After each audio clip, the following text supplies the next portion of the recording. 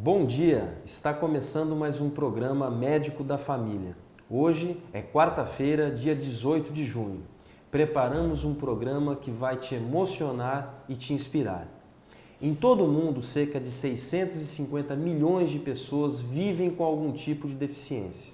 No nosso país, o Brasil, segundo o IBGE, mais de 45 milhões de pessoas, ou seja, 24% da população tem algum tipo de deficiência física ou mental. Para acompanhar essas pessoas, sejam crianças ou pessoas já em idade adulta, recorre-se a diferentes especialistas, médicos, enfermeiros, fisioterapeutas, nutricionistas e fonoaudiólogos. Tudo para garantir o bem-estar do deficiente. A reabilitação física é importante, mas a parte emocional também não pode ser deixada de lado. O choque da perda de um membro ou de adquirir uma deficiência pode ser traumático. A interrupção ou a distorção do processo de desenvolvimento normal pode ser mais grave do que as consequências diretas da própria deficiência, sem contar com o preconceito que infelizmente ainda ocorre. Para falar do assunto, está comigo no estúdio a psicóloga e psicoterapeuta Fabiana Esperança Rocha, especialista que trabalha justamente com os aspectos psicológicos dos deficientes. Bom dia, Fabiane. Bom dia. Seja muito bem-vinda ao programa Médico da Família. Obrigada. Fabiane, você é portadora de uma deficiência auditiva e recentemente descobriu um problema na coluna que dificulta sua locomoção. A sua condição te impulsionou a fazer a psicologia e trabalhar com pessoas portadoras de deficiência?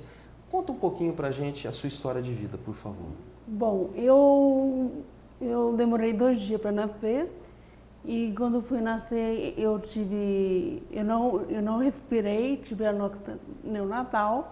O pediatra que estava na sala de parto falou que não tinha mais nada lá e o outro pediatra ficou comigo até eu chorar. E ele descobriu que eu não tinha a tireoide. E foi daí que ele constatou que eu era hipotireoidiana e devido a isso eu tive a paralisia cerebral, Entendi. né? Então, desde então, a minha luta pelas pessoas com deficiência começou aí, né? E na época da escola, eu fui para uma escola que me rejeitaram, eu tive preconceito que falavam que eu não podia ficar lá, queriam mandar para uma escola especial. Olha. Meus pais não permitiram, nem o médico que é amigo da família.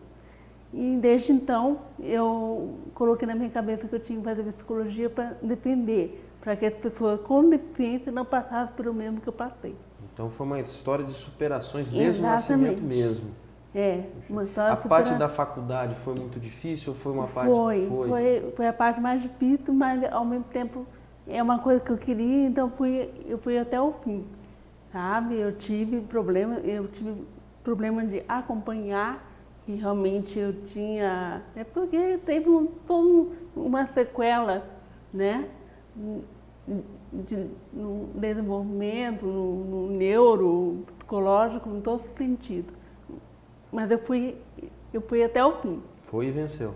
Foi Parabéns. bem fim. E falando por você mesmo, o que você acredita ser mais difícil? Você nascer com algum tipo de deficiência ou você adquirir uma deficiência ao longo da vida? Adquirir.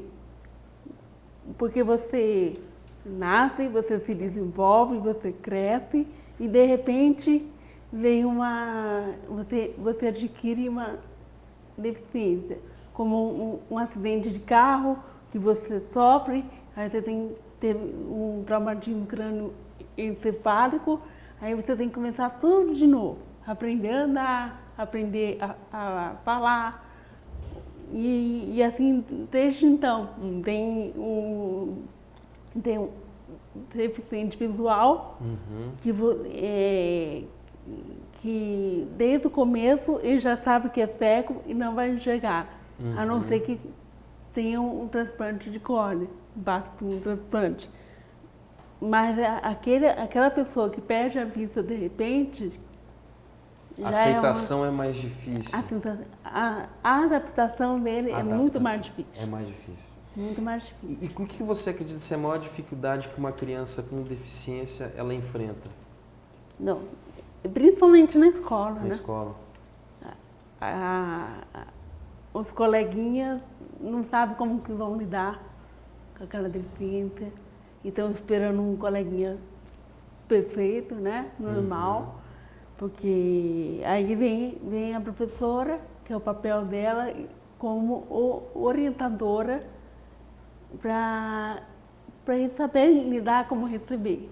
E como receber esse coleguinha em sala de aula. Porque hoje é obrigatório uma escola de ensino regular aceitar uma criança. É o que chama-se de inclusão, é isso? Em inclusão social. Porque eu sempre estudei em escola normal. Sempre estudei. Você acha que isso foi importante para a sua vida? Sim, você ter claro. Estudado sempre em escolas Sim, regulares? Sempre normal. Sempre escola normal. Eu nunca fui para uma escola especial. Mas falta talvez na sociedade uma orientação melhor de como lidar com a pessoa com portadora de deficiência na escola, os próprios pais, professores. É o preparo dos professores, né, e o preparo dos pais e a sociedade em geral. Na sua clínica, né, a lida que você tem com seus pacientes, na fase adulta, o que você acha que pesa mais para os pacientes portadores de deficiência? Na parte adulta tem a ver mais o relacionamento amoroso. Eles acham que só porque é um cadeirante, só porque tem uma deficiência, seja ela qual for, não pode namorar. É um mito, né? As pessoas acreditam que o cadeirante, por exemplo, não faz sexo.